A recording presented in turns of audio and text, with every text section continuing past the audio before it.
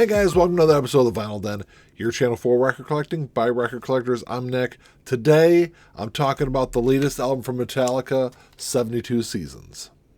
There's a bunch of links down below. Make sure you go check them out. There's links for the Vinyl Den Facebook group, for the merch page, for the Spotify and Apple Music playlist that we put together every week, and also the Patreon page. Make sure you go check all that out. Of course, if you enjoyed the episode, make sure you give me a thumbs up.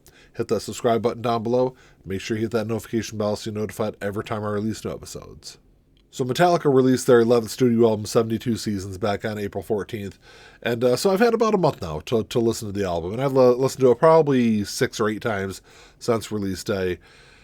And to be honest with you, it took me a little while. It took me a couple of listens to get into the album. For the first time I listened to it, it wasn't that I thought it was a bad album. But it just, nothing really kind of drew me into it and made me want to listen to it multiple times. It has grown on me, though, since that first listen. There are a couple of really great tracks on there, but Metallica's kind of a funny band. I kind of look at Metallica almost like two different bands. So you got that early period of Metallica, I would say from Kill 'Em all the way through Reload. And I know a lot of people hate Load and Reload, and actually a lot of people hate the Black Album also. But that was a very distinct period for Metallica. And really since Reload, starting with Saint Anger, the band, in my opinion, really hasn't really tried to push the bounds of their music. It's been very kind of vanilla kind of rock or metal for Metallica since then. Nothing experimental. I know they tried to experiment with some different drum sounds on Saint Anger that really didn't work. So if you go back and look at their last 3 albums, so you got Death Magnetic, Hardwired to Self-Destruct, and now 72 Seasons, it's really kind of a trilogy of the really kind of same kind of sound over those 3 albums. And, I think all 3 of them are better than Saint Anger, but not by a whole lot. I still probably put those 4 albums, the last 4 albums, probably in my least favorite category of the Metallica's albums, which I think are still really good albums. I think all 4 of them are. Metallica's a band that, in my opinion, hasn't created or released a bad album outside of Lulu. But there's just really nothing that is really all that profound on these last couple of albums. I think overall the album was really well produced. It's a great sounding album. The packaging is really cool on there. I don't have a huge issue with the artwork. I know a lot of people do, but a lot of people wish they would have put the Metallica logo across the top, which maybe will have looked a little bit better that way, but I don't have a big issue with that. I guess my big thing is with the songs on this album is, first off, they're way too long. I think that's an issue with the having Greg Fidelman as the producer on this album. He was the one that also did Hardwired, and Rick Rubin did Death Magnetic. But really, I think there was just lacking having somebody in the room to tell the band, look, I think these songs are too long. Maybe you should change these up a little bit. Maybe do something a little different. I think maybe having a little bit stronger voice in the room, might have had a better, or helped create a better album. Greg Fidelman, for a lot of, the things I read about him, is basically just more like an engineer in the room. He's letting Lars and the rest of the band have a bigger say over what goes on the album. And he's produced stuff outside of just working on the last couple of Metallica albums. He did produce, I think, an album for Slayer. He's done a couple of Slipknot albums also. So he does have some experience as a producer. I shouldn't say he's just an engineer. And having a band like Metallica, who's been established for decades and decades and sold millions and millions of albums, I think you almost have to have that bigger personality in the room as producer, someone who's independent of the band, somebody that can sit them down and say, look, I think you're going down the wrong path. Maybe you should change up a couple of things to have a better overall sound. I think there are a couple of really good standout tracks on here.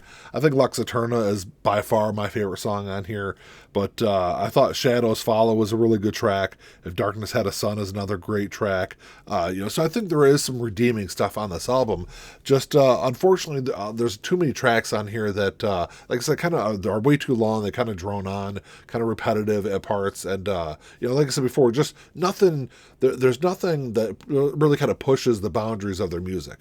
I know what some of you might be thinking, that, look, you got a band in Metallica who is made up of a bunch of guys who are pushing 60. And really, at this point in their career, are they really going to be pushing the boundaries of music?